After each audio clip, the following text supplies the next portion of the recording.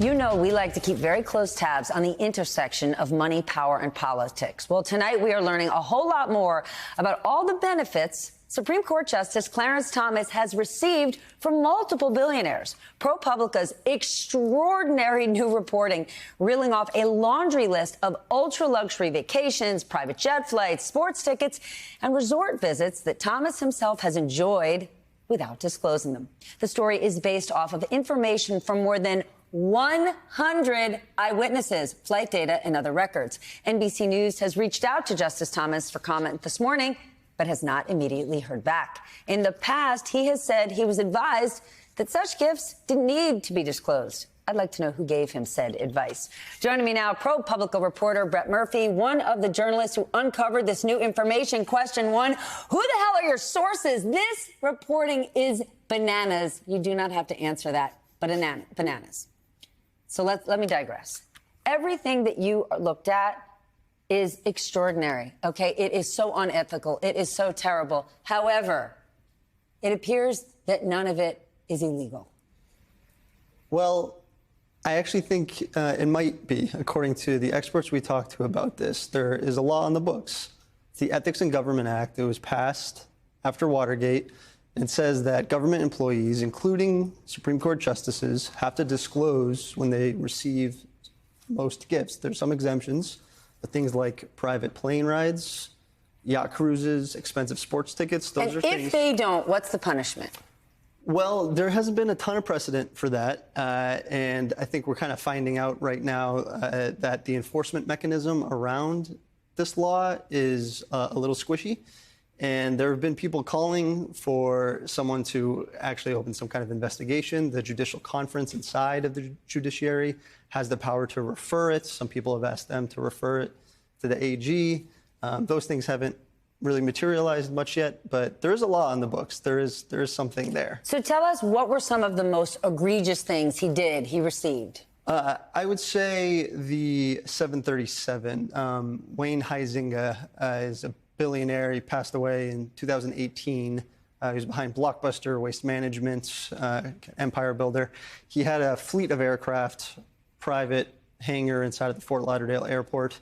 And at least twice, we heard he would send one of his 737s, he had two, to pick up Justice Thomas and deliver him to Florida. And we ain't talking about a puddle jumper here, a 737. And it was just Justice Thomas in the plane, according to the flight attendant and the chef who was on board, and he talked to him. It was just the two of them talking on the trip down to Florida. So we have seen Democrats speak out saying, you know, they want an investigation, but at the end of the day, do you see any actual will to change the rules? Do you see, you're right, you know, like we talk about congressional stock trading, we're going to change the rules. I've yet to see anyone bring anything to a vote. Do you see something that could actually go to the floor of Congress that's going to change the ethics rules, the way that the Supreme Court can behave? They did put legislation on the books. They're not positive it's going to go very far because of the filibuster. There has been a lot of talk about ethics reform kind of broadly and this idea of a code of conduct. A lot of folks want to leave it up to the justices themselves, up to the judiciary to write their own code of conduct, because there is one that exists already, but it doesn't apply to them. It applies to the lower courts. They say that they adhere to it and that they're bound by it and that they recognize it. But in practice, as we have found through our reporting, they haven't really been following it, at least Justice Thomas anyway. He's not even responding to you guys. And do you believe that's because he's saying, yep, let it look bad. I'll use my people to call you fake media, and I'm going to keep on trucking because technically he can do it. We don't know why he hasn't really chosen to engage. That's his prerogative. We're going to keep going to him for comment. And any other justice we report on, we'll always go to them for comment first. We want to know everyone's perspective. It's really important to us. It's really important to the reporting.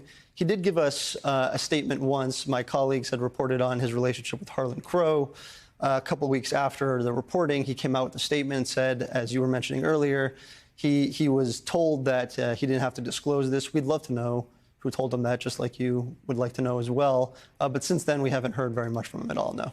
You know, these billionaires were not his lifelong friends. He did not know them until he was appointed Supreme Court Justice, correct? I think that's a really important point. Yes, that's right.